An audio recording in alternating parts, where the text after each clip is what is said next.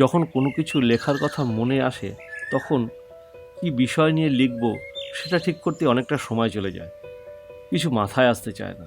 কিন্তু আশেপাশে ঘটে যাওয়া ছোট ছোট ঘটনাও যে একটা ভালো বিষয় হয়ে উঠতে পারে সেটা বুঝতে আমার বেশ কিছুটা সময় লেগে গেল।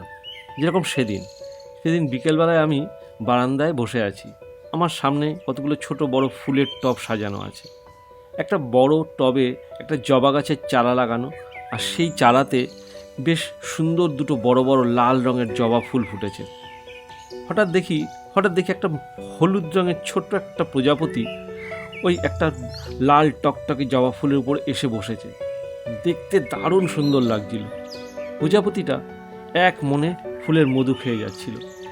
ফুলটা বেশ বড়, তাই মধুও বেশ অনেকটাই ছিল ওই ফুলে।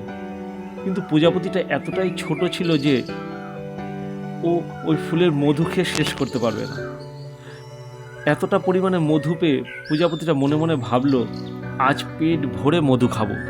যতক্ষণ না পর্যন্ত পেট ফুলে জয়ঢাক হয়ে যাচ্ছে ততক্ষণ মধু খেয়ে যাব। কিন্তু সবার মনের আশা যে সবসময় পূরণ হবে তার কোনো ঠিক ঠিকানা নেই। তার কারণ আমি দেখতে পাচ্ছি যে একটা টিকটিকি প্রজাপতিটাকে দেখেছে, আর ও আস্তে আস্তে জবা গাছের ডাল বেয়ে এগিয়ে যাচ্ছে ওই প্রজাপতিটার দিকে।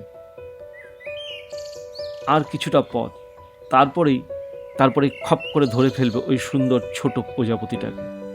একবার মনে মনে ভাবলাম যে প্রজাপতিটাকে উড়িয়ে দিই। তারপর আমি ভাবলাম যে না, থাক, আমি যদি এখন প্রজাপতিটাকে উড়িয়ে দিই তাহলে ওই টিকটিকিটার সাথে অন্যায় করা হবে। তার চেয়ে থাক, ওদের ভাগ্যে যা আছে তাই ঘটুক। টিকটিকিটা প্রায় কাছে চলে এসেছে।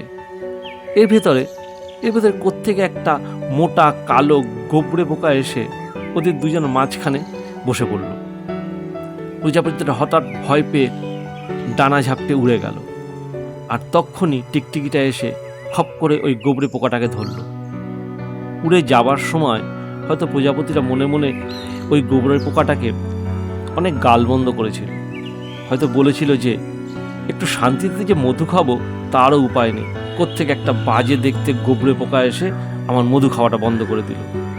কিন্তু প্রজাপতিটা জানতেও পারল না যে ওই বাজে দেখতে গোবরে পোকাটার জন্যই আজ সে প্রাণে বেঁচে গেল। ওই গোবরের জন্য সে আবার কোনো ফুলের মধু খাবে বসে, আবার কোনো ফুলের বাগানে গুনগুন করে গান গেয়ে ঘুরে বেড়াবে। এই পর্যন্ত শোনার পরে আপনারা হয়তো মনে ভাবছেন যে এটা আবার এমন কি, এটা তো রোজকার একটা সাধারণ ব্যাপার। কিন্তু না, এর পেছনে আসল ব্যাপারটা ছিল অন্য। গোবরে পোকাটা অনেক দিন ধরেই ওই ছোট্ট হলুদ প্রজাপতিটাকে ভালোবাসত। তাই প্রজাপতিটা যেখানেই যেত গোবরে ঠিক তার পিছন গিয়ে চুপ করে বসে থাকত, আর তার ওই ছোট্ট দুটো চোখ দিয়ে কোনো রকম বিরক্ত না করে শুধু প্রজাপতিটাকে দেখত। আর বেচারি প্রজাপতি তা বুঝতেও পারত না।